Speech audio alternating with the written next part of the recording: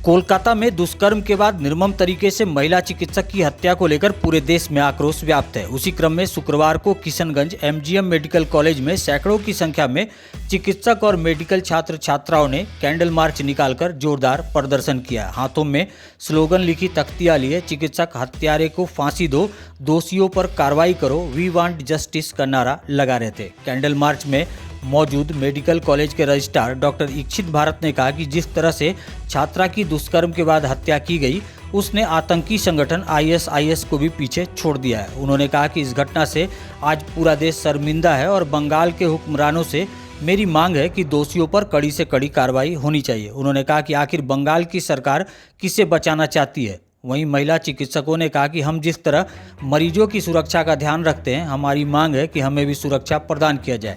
इस मौके पर सैकड़ों की संख्या में मेडिकल छात्र और चिकित्सक मौजूद थे।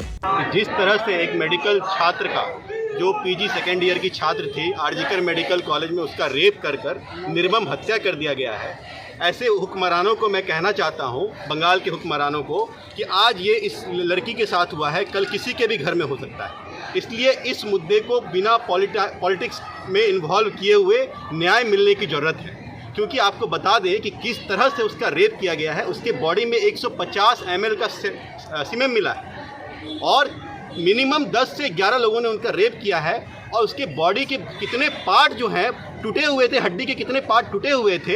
इसलिए मैं ये कहना चाहता हूँ कि इस तरह का जो हत्या है वो आईएसआईएस आतंकवादी संगठन के द्वारा किया जाता है। आप लोग जानते होंगे आईएसआईएस आतंकवादी संगठन वो इस तरह का निर्लज हत्या करता है। और इस तरह का हत्या एक महिला डॉक्टर के साथ अपने देश में हो और जो देश 78वां स्वतंत्रता दिवस मना रहा हो, किस तरह का इंडिपेंडेंस डे मना रहे हैं हम लोग, किस तरह के समाज में जी रहे हैं हम लोग। आप एक मिनट इस कल्पना कीजिए, वो दर्द जो 10 आदमी ने उस लेडीज डॉक्टर को दिया है और हड्डी जो तोड़ा गया है उस लड़की का, उस डॉक्टर महिला का, वो एक मिनट आप मौन धारण कर अंधेरे रूम में जाकर सोचिए कि क्या दर्द से वो एहसास की होगी और उसका गलती क्या है।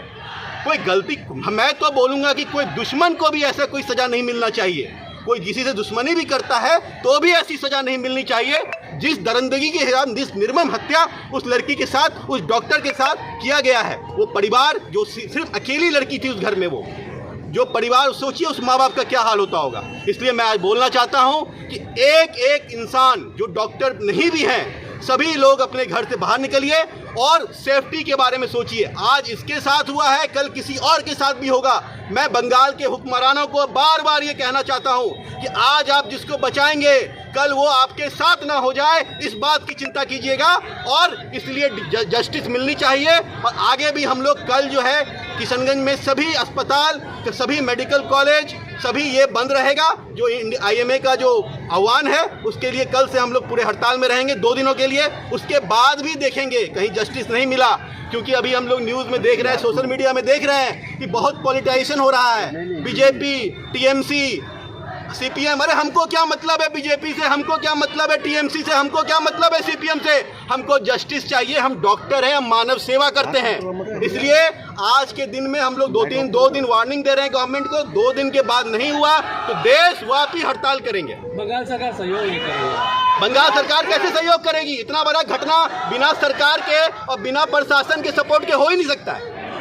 मेरी भी एक बेटी है और ये बहुत ही ज़्यादा दुखद है कि एक लेडी डॉक्टर, हमारे यहाँ भी इतने पीजीटी ट्रेनीज़ हैं और ये बहुत ही ज़रूरी है कि उनकी सेफ्टी का ध्यान हर एक मेडिकल कॉलेज अपने हाथ में ले। हम जैसे हर एक पीजीटी, हर एक मेडिकल स्टूडेंट का यहाँ पे ध्यान रखते हैं। हर एक मेडिकल कॉलेज का ये दायित्व है कि उनका ध्यान रखना ज़रूरी है, उनकी सेफ्टी के बारे में सोचना है। हमें अपने घर में, हमें अपने बेटों को ऐसा बड़ा करना है कि ऐसी हरकतें वो ना करें, ऐसे दरिंदे वो ना बने। ये हमारे ऊपर as parents, as medical college के हम जो प्रशासन है, उन सबको इस चीज़ का दायित्व लेना है ताकि ये किसी और महिला के साथ, किसी की बेटी, बहन, बीवी के साथ ये कभी ना हो। क्या मांग करते हैं? Justice, we only want justice. That girl has to have justice and we all demand justice. That's the only thing we want. कार्रवाई होनी चाहिए, जस्टिस हमें मिलना चाहिए। ये सिर्फ उस एक लड़की के बारे में नहीं है, ये हम सब के बारे में है। आज हम यहाँ इस कॉलेज में हैं इसलिए हम लोग सेफ हैं। कल को आगे बढ़ेंगे तो उसका क्या, कौन हमारी जिम्मेदारी लेगा? हर दिन, हर घड़ी हम लोग दूसरों के लिए जीते हैं, दूसरों के लिए काम करते हैं। उसके बाद भी हमें ही सब चीज़ झेलना पड़ता है। सारा सब जितने भी हम लोग डॉक्टर्स पे वायलेंस देखते हैं, सब डॉक्टर्स पे रहते हैं और इसके लिए कोई आवाज़ नहीं उठाता है। केवल डॉक्टर्स ही अपना ये कर्तव्य निभाते रहेंगे और सारी जनता चुपचाप बैठी रहेगी, सरकार चुपचाप बैठी रहेगी, इसके खिलाफ कोई एक्शन नहीं लिया जाएगा। और CPA चाहिए, सेंट्रल प्रोटेक्शन एक्ट, जो सारे डॉक्टर्स, हेल्थ केयर प्रोफेशनल्स की सहायता करे और उनको सुरक्षित रखे हर जगह पे। अगर हम अपने हॉस्पिटल में काम कर रहे हैं या कहीं भी हॉस्पिटल के अंदर या कहीं भी है, तो हमें सुरक्षित रखा जाए जैसे हम लोग सुरक्षित रखते हैं अपने पेशेंट्स को।